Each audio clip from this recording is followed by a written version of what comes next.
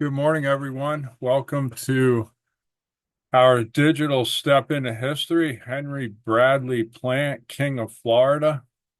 My name's Tim Snyder. I'm Program Manager here at the Edison and Ford Winter Estates. And my step into history is about a fascinating character named Henry Bradley Plant, King of Florida. Ask anyone in Tampa who Henry Bradley Plant is, and you'll probably get a plethora of adjectives, such as King of Florida, builder of the railroad, father of tourism, hotel builder, railroad tycoon, father of Tampa, and all of those descriptions would be accurate.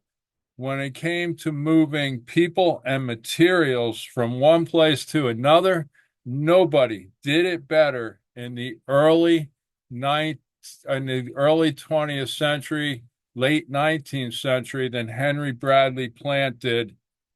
And this is a man that was born in Branford, Connecticut in 1819 on October 27th.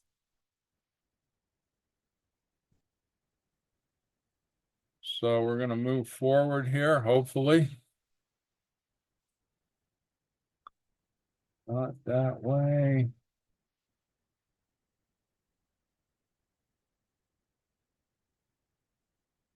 Okay. I'm just having a problem getting, oh, there we go. So, excuse me one second. I'll try to get this back into the proper position here.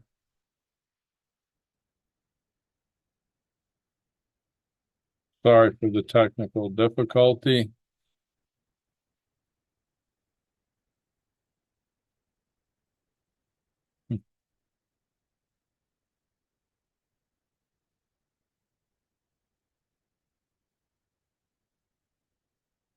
Okay.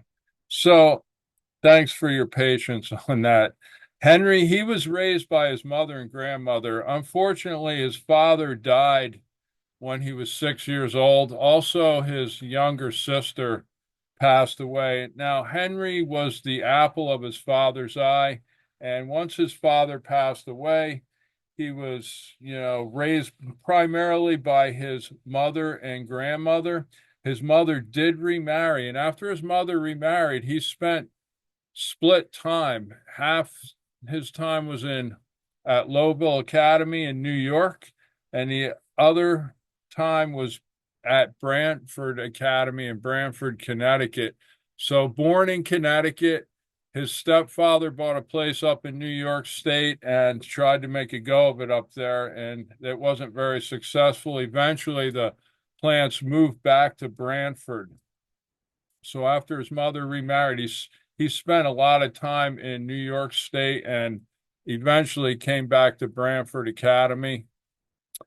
And at age 18, he turned down. His grandmother offered to pay for him to go to, uh, to go to Yale. And instead, Henry wanted to start his life. He wanted to be out on the open seas. So he got a job on the New Haven and Hartford steamboat line. It was a steamship line that ran between New York and Connecticut across the Long Island Sound, thus beginning his lifetime predilection with transportation. He was fascinated by the movement of people and goods. This is an advertisement for the New Haven and Hartford steamboat line, 1836.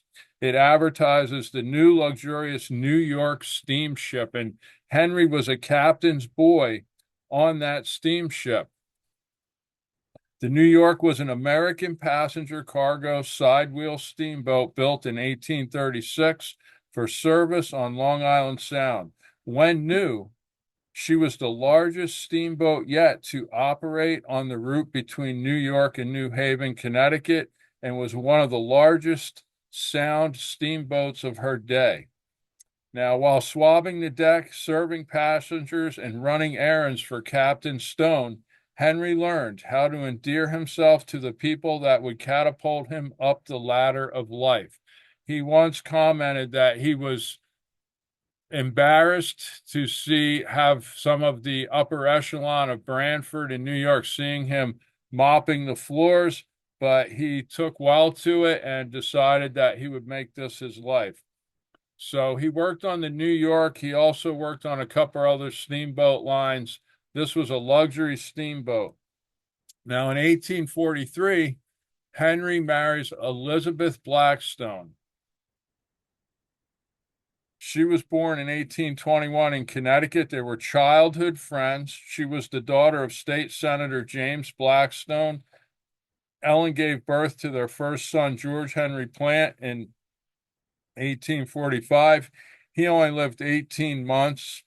Unfortunately, Ellen would die at the age of 40, and they did have another son, Morton Freeman Plant. And after Ellen died, Henry was charged with raising his 10-year-old son as a single dad. He had little domestic experience due to his rigorous work schedule. Henry Plant strove to make money. That was his number one goal. He saw all these wealthy people using the steamboats back and forth from Branford to New York, and he had it set in his mind that he was going to be a wealthy man someday. And he really had no wealth at the time. So he literally started at the bottom of his trade. Now you can see Morton was born in 1851. He became a very prominent businessman in his own right, of course, building upon his father's wealth that was left to him. Very philanthropic, one-time owner of the Philadelphia Phillies. Side note for Morton Freeman. Now, after he got married, Henry moves to land. He knew that this life on the steamboat, he wasn't going to be able to pay attention. He's thinking about getting married, so he decides that he's going to start uh, on land. And the New Haven Steamboat Wars of 1842, along with his marriage plans, he decided that he was going to move to land. He was going to stay in the express business on land as he secured a job for Beecher's Express handling packages. Now, he built up a reputation on the New York. As a matter of fact, he was so successful in Captain Stone's eyes that they gave him a private room to guard all the express shipments. So when he decided to stay in New Haven and work for Beecher's Express, no problem getting a job there. He was already experienced in moving packages from his steamboat experience. In 1843, Plant partnered with W. Webb in a West Indian goods store and ran the outlet for Beecher and Company's express service in New Haven. Now, after consolidating with Hartford and the New Haven line, Plant was put in charge of 3 express shipping stores for Beecher and Company, and this proved his acumen for business organization and management skills. He was impressing everyone. He was managing these successful express depots at 3 at a time, and he was really impressed his soon-to-be employers, the Adams Express Company, and this is Alvin Orr Adams. He created the most successful and the largest express company in his day. Alvin Adams, he was the founder of Adams and Company, a forerunner to Adams Express, one of the first companies to act as a carrier for express shipments by rail in the United States. Adams and Company provided shippers with a complete package deal. They would shipping solutions. They picked up goods at the shipper's location. They carried them to the railroad terminal and then delivering them from distant railroad terminal to the recipient's door. So it was door-to-door service. Adams Express.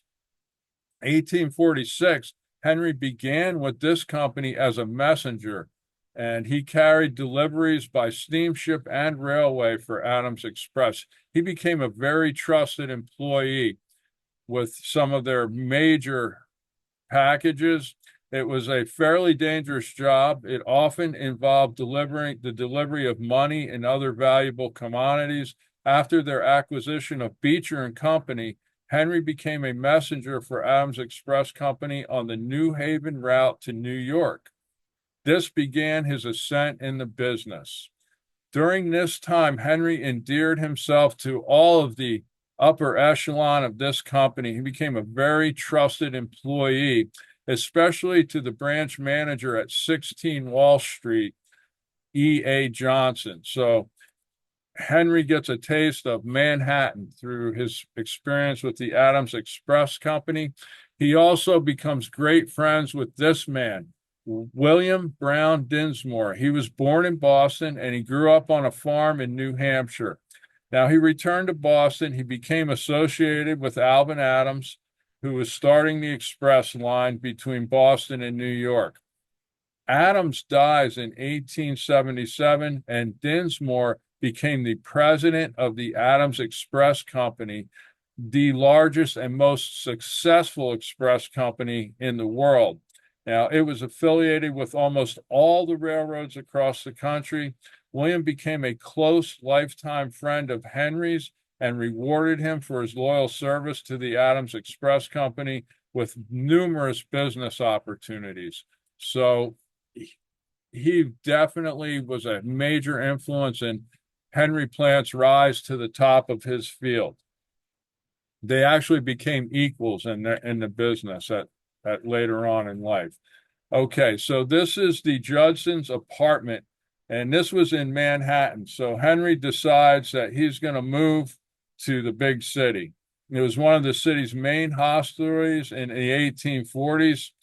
However, by 1853, it had been eclipsed by larger, more fashionable hotels like the St. Nicholas and the Metropolitan, which opened 25 blocks north on Broadway. Judson's was destroyed by a fire in 1854. Henry left his wife behind initially. She would join him the next summer in 1850, and eventually they secured a rental and started a new life in Manhattan. But this is where he got started in Manhattan. He stayed at Judson's, very posh apartment hotel, and that starts Henry's ascent in the business. Once he moved to Manhattan, things really started to pick up. In 1851, after winning a government contract to transport money from New York, the New York Sub-Treasury, to the United States Treasury Mint in Philadelphia, Henry Plant was put in charge as the messenger who personally delivered millions of dollars in foreign gold to Philadelphia for recoinage. So this is a huge responsibility. It's really where Henry Plant proves his mettle in the express business. The only person I read in one of his biographies, he was the only person that the Adams Company would trust to make this run to Philadelphia. Literally, some major coinage, millions of dollars in one haul, many times. Okay, so Morton Freeman Plant, that was Henry's son. He received his education at Russell's Military School, New Haven, Connecticut, and at the age of 16, he entered the employ of the Southern Express, which at the time was owned by his father. And we'll get to that in a minute. So that's a picture of Morton Freeman Plant, who became one of the wealthiest men in the country in his own right later on in life. So how does Henry Plant get from New York to Florida? Well, his first wife, following advice from his good friend Dinsmore, Henry journeyed to Florida for the first time in 1853 so his wife could recover from a bout of pneumonia. Jacksonville, a metropolis of Florida, was then a settlement of 5 or 6 houses, very unimpressive to Henry, one of which was called a hotel. But the hotel was so badly kept that the gentleman was cautioned against going to it, and he found accommodations in a private house. That was taken from one of the earliest biographies ever written about Henry Bradley Plant. And you can get that online, and I'll show you my resources at the end. So Henry goes to Florida. His wife's not in good health. By 1854, Plant was placed in charge of all the interests then controlled by the Adams Express Company and all that might be acquired by the company in the southern part of the nation. So he was in charge of everything south of the Mason-Dixon line. So he took up residence in Augusta, Georgia when that happened. So Henry, northeastern boy, moves his way down to Georgia and becomes a full-time resident of Georgia.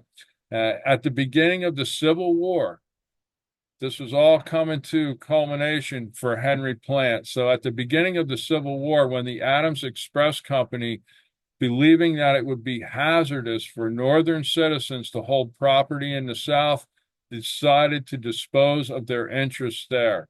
After unsuccessful negotiations with other parties, residents in the South were encouraged to move back up north.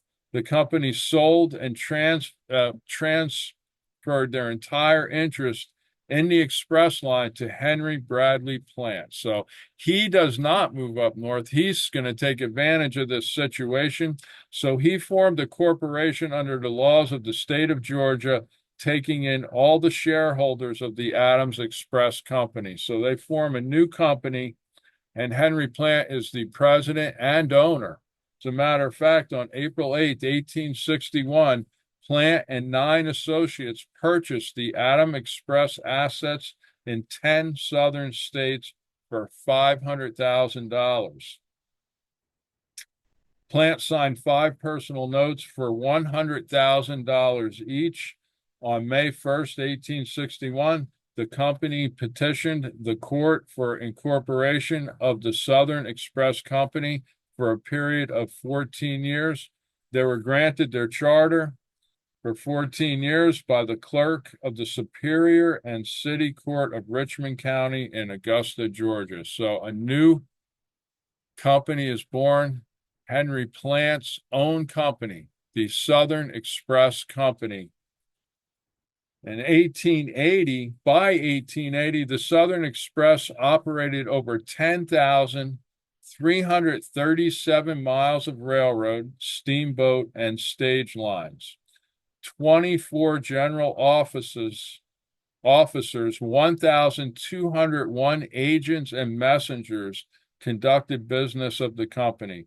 The total earnings for the year ended in 1880, $1,645,618, and their expenses for that year, $1,327,617. So basically, their net profit in 1880, $318,000. So very successful company.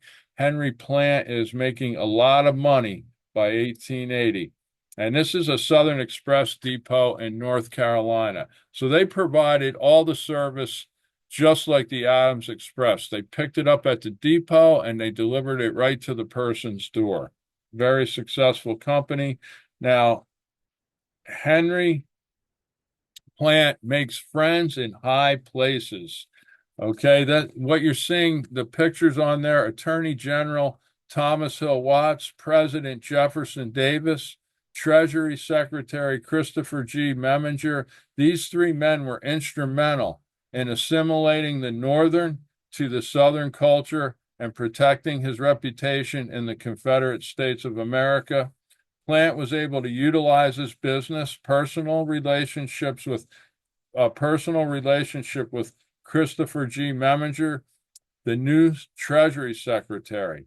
He favorably represented him to Jefferson Davis and the cabinet members of the Confederate States of America. And during their meetings, Henry Plant was able to secure personal meetings with Jefferson Davis himself. So he was aware that he's in a different country. He needs to make friends with the leaders of that country, and he's very successful at doing this.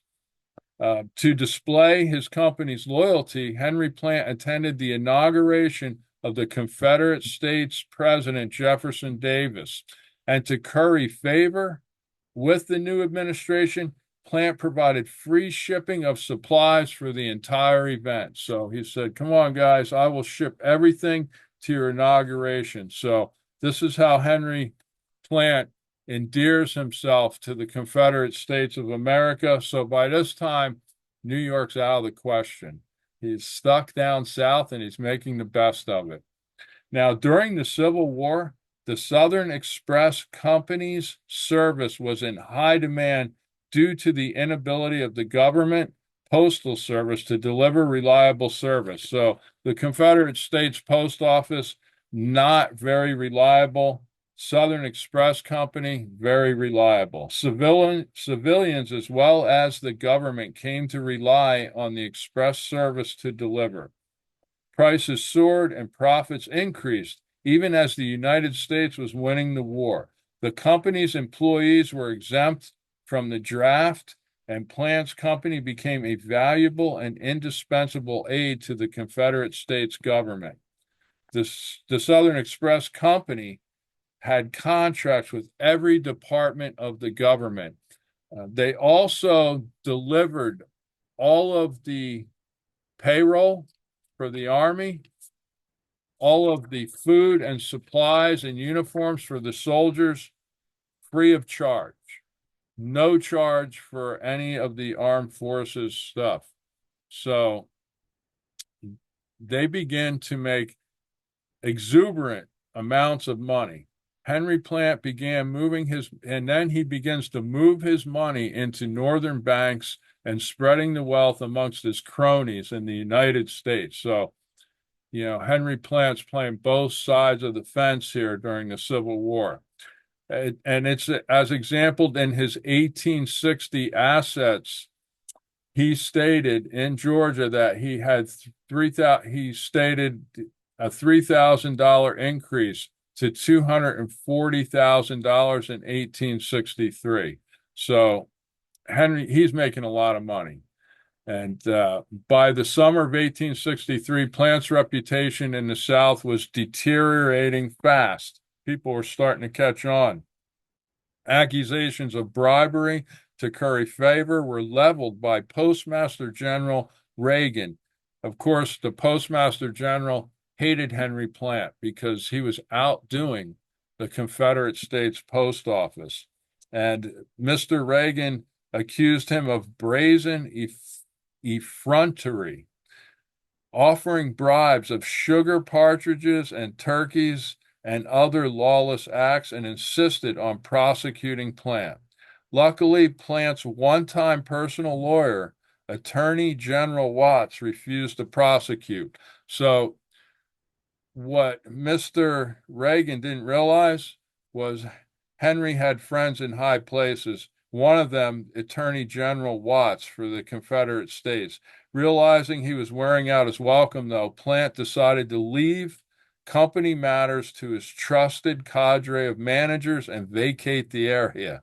So he's like, I got to get out of here before things really go wrong. James Shooter, Mr. M.J. O'Brien, two of his longtime loyal managers, took care of business while Henry got out of town quick.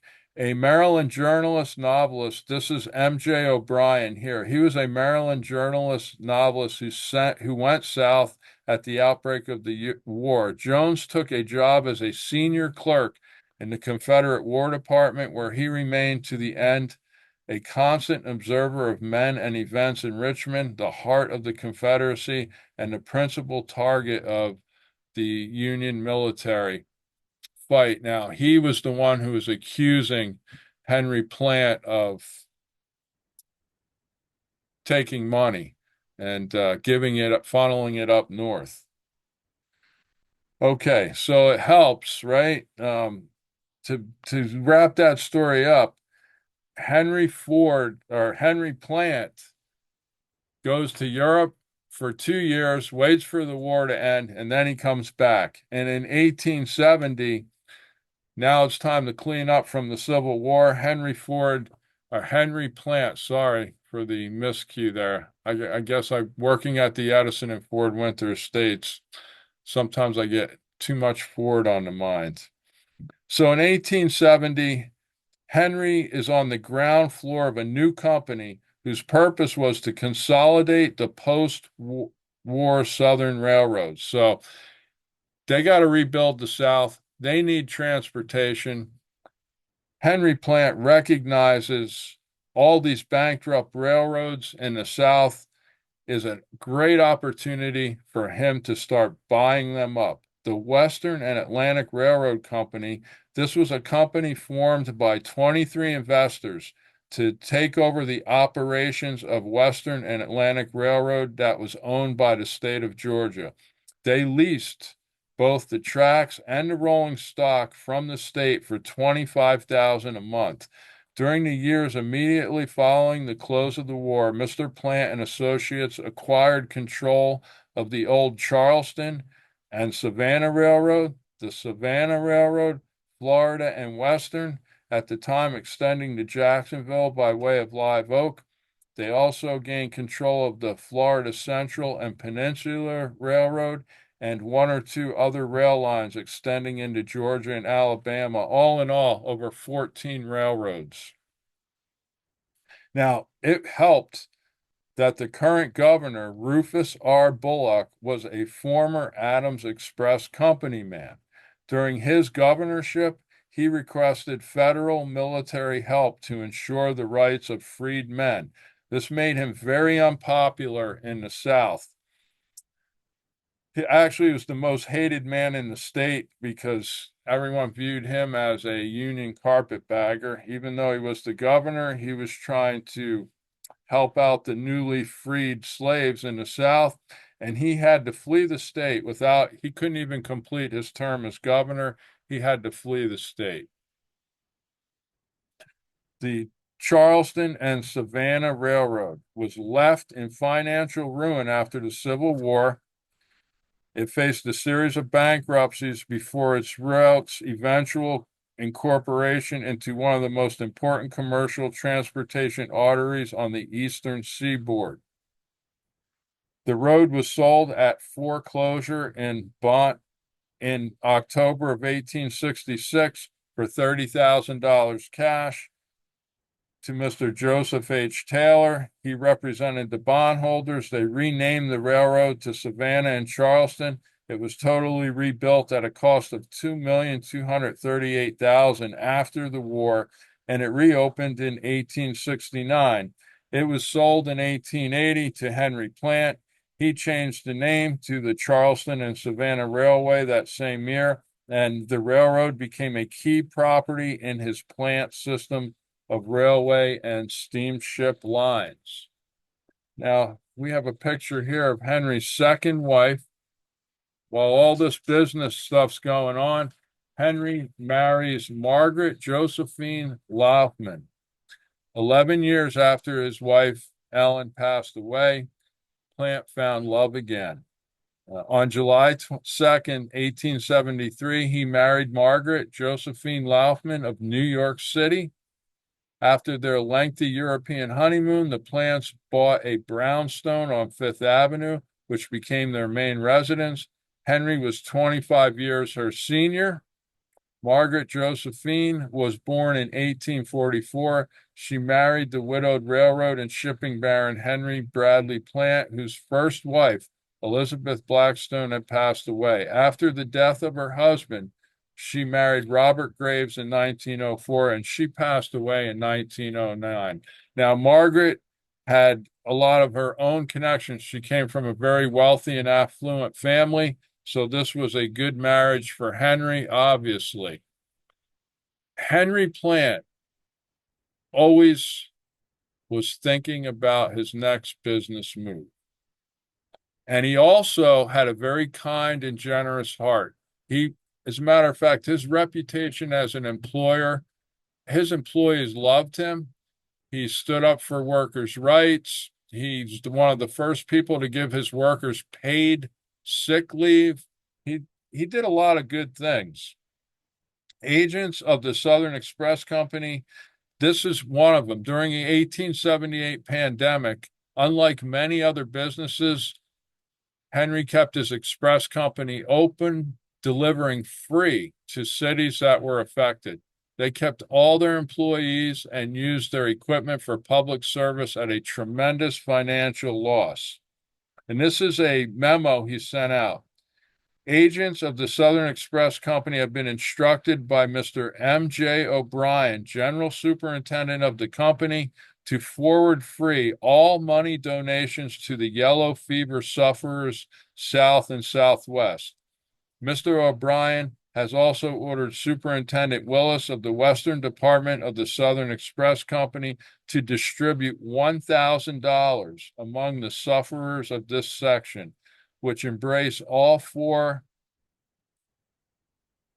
of the stricken cities. The company is entitled to thanks of all our people for their generous liberality. They have always responded to calls from suffering humanity. That was a newspaper article written in the Atlanta Constitution on August 29th, 1878. So Henry Plant is also well loved in the South. After the Civil War and all the dust settled, he was very philanthropic through his businesses. Henry Plant purchases his first railroad, that personally purchased, I might add, the Atlantic and Gulf Railroad for $300,000 cash. It was valued at $4.4 million. So a brilliant business move by him. He purchased it on his 25th anniversary of moving to Georgia. So this was a singular purchase by Henry Plant, and he's now in charge of his own railroad. Then he starts the Plant Investment Company. This was formed in 1882 to lease and buy other railroads and expand the system. Ultimately, the plant system would acquire over 2,000 miles of track. So he had guys like Henry Flagler, who was part of the Plant Investment Company. Many other wealthy Northerners were part of PICO. But make no mistake about it, Henry Plant was the president of the Plant Investment Company. He made all the decisions. He was the deciding factor in taking the west coast of Florida and leaving the east coast to Flagler. So that was definitely a Henry Plant decision. He fell in love with the west coast of Florida.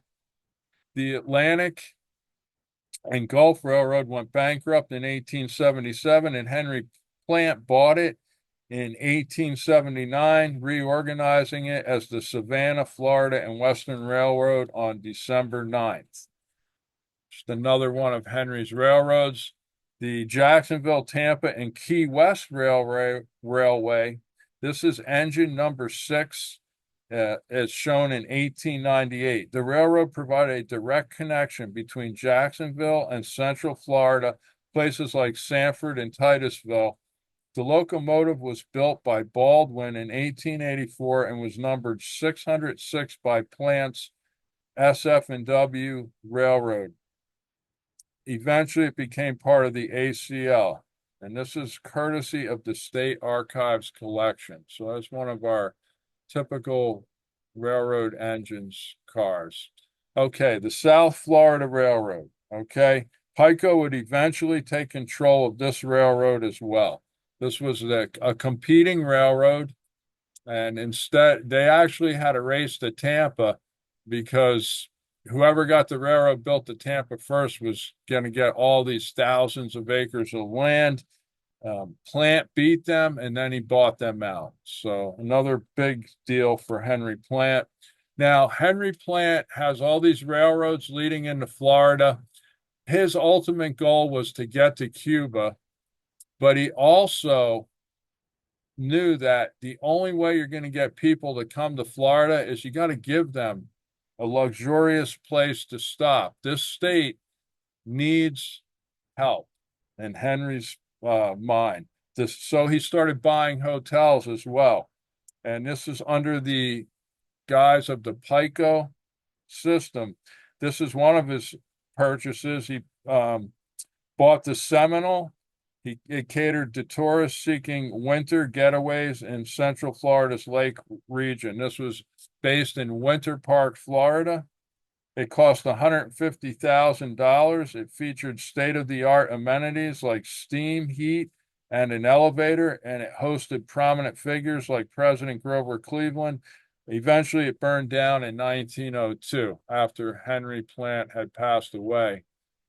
The Hotel Punta Gorda opened in early 1888. It was a luxury 150-room Queen Anne style resort on Charlotte Harbor, just about 30 miles north of here. And it later it was renamed Hotel Charlotte Harbor. Now this hotel made it all the way till 1959. It was completely destroyed by a massive fire. And I got a nice little picture here. Here's a picture of the Hotel Punta Gorda with all the tourists out on the pier on the Peace River. The town of Port Tampa was established in 1885. That was at the very end of Henry Plant's railroad line. The shallow draft of Tampa made Tampa's main port inaccessible for the larger ships of the day, so Plant built a new port several miles away to help bring visitors and residents to this new development. Plant built the St. Elmo Inn and the Port Tampa Inn at the end of his rail line. Port Tampa Inn was larger and had the distinction of being constructed directly on the bay on stilts. So there's a picture of Port Tampa in 1907. There's a 1899 picture of Port Tampa just a few years after it was built. So Henry Plant, that was his first hotel he built in Tampa on the right there. It was the primary port. Also, later on, it became the primary port of embarkation for the Spanish-American War in Cuba. In June of 1898, Port Tampa and the city of Tampa hosted more than 33,000 visitors, including military officers, enlisted men, nurses, civilian clerks, teamsters, packers, stevedores, war correspondents, tourists, and a host of foreign military observers, all of them staying in Henry Plant's luxurious hotel and also at the two hotels on Port Tampa. So this was a buzzing place in 1898, and Tampa has now taken on a new prominence in the world. The Bellevue Inn, which still stands today, I got a picture of the Bellevue Inn today, and the original picture, it opened in 1896 in Bel Air near Clearwater, Florida. This hotel is the only Plant hotel still in operation after extensive historic restoration. They actually moved that entire building. Very beautiful hotel, as you can see, and you can go stay there for about $250 a night. Not a bad price at all. Here's another hotel in the Plant system, the Ocala House in downtown Ocala, Florida, was purchased by Henry Plant, becoming part of his prominent Plant system network. The Ocala House was demolished in 1968. Nice looking hotel. The Kissimmee Hotel acted as a key hospitality stop along the expanding inland transportation routes. It was built in 1883 at Broadway and Monument Avenue in for the South Florida Railroad, and it was purchased by Henry Plant in 1890. So this again, Henry Plant is just buying hotels, buying railroads. He was very pro Florida. He brought a lot of people to Florida. Of course, this was the crown jewel of all of Plant's hotels, the Tampa Bay Hotel. It was built by Henry Plant it took between 1888 and 1891 to construct. The construction cost was over $3 million. The 511 rooms and suites were the first in Florida to have electric lighting and telephones. Most rooms and suites in and most rooms and suites cost $5 to $15 a night. They also included private bathrooms complete with a full-size tub. So each room had its own bathroom. Very luxurious. Now there's a look at the construction crew for the new hotel in front of Tampa's first school building, which was built in 1858 and used by the Tampa Bay Hotel Company, the company to construct it. Plant himself, rather than investors, financed the hotel, spending $2,500,000 on the construction and another $500,000 for the furnishing. So Henry Plant did this all on his own. Among the modern amenities were elevators, hot water heating, a large mirror in the ceiling of each guest room, 3 light bulbs in each room set below to throw light to all parts of the room. These are the construction workers that worked on it. Here's another look at the construction workers in front of the Tampa Bay Hotel. So that's a picture right before it opened. Beautiful entrance. That's on the back side of the hotel where the train dropped off the guests. Built in 1896, the casino at the Tampa Bay Hotel housed an auditorium and a heated pool. On July 21st, 1941, the St. Petersburg Times reported that a fire had destroyed the casino. These are archival photographs. They illustrate the guests of the Tampa community that enjoyed the casino for over 45 years. So Henry had a beautiful casino at his Tampa Bay hotel. That was the crown jewel of the Plant system. Here's at the Tampa Bay Hotel, rickshaws pulled by young African American men in uniforms ferried guests around the grounds.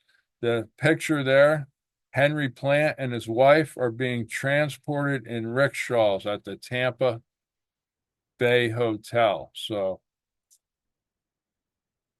just a little inkling of what you could get there. This is a 1905 advertisement for the Tampa Bay Hotel.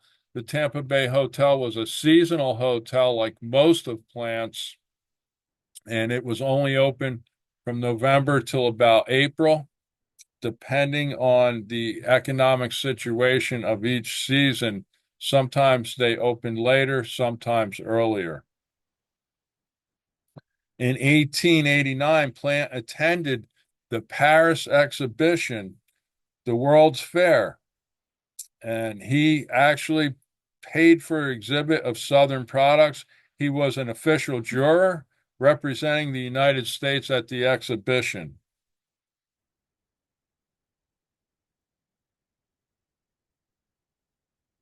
There's a look at the display there.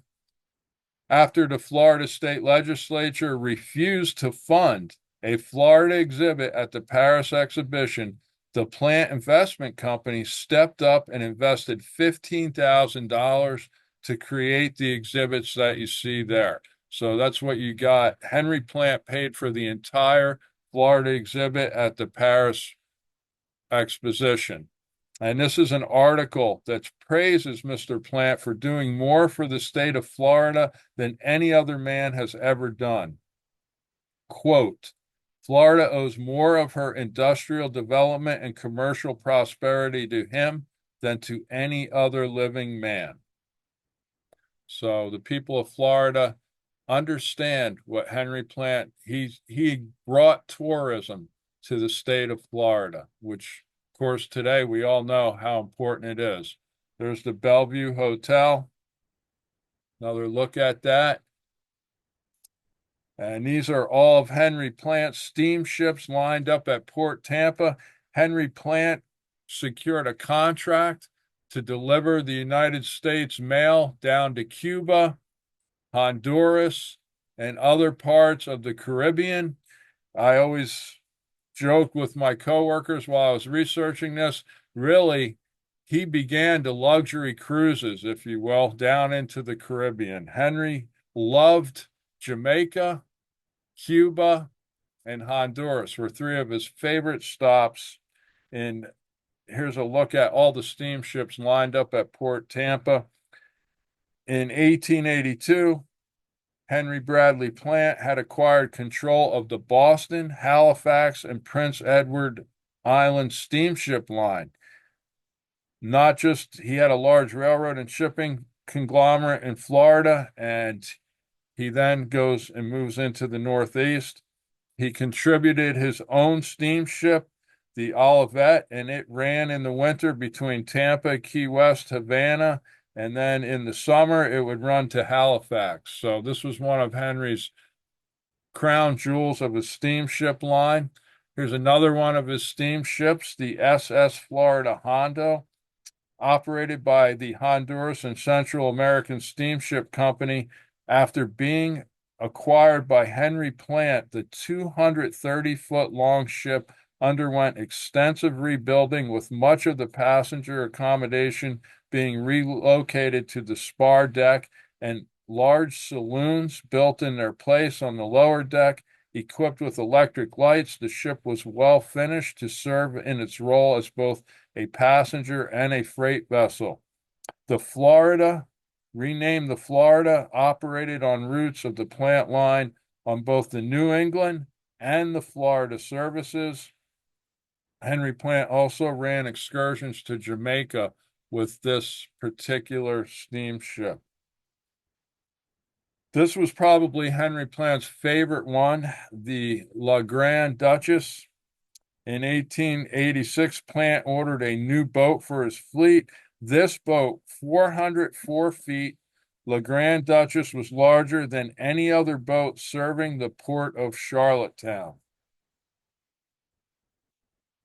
Okay, so Henry Plant, the maker of Florida, beloved by the entire state of Florida, but his heart was always in New York.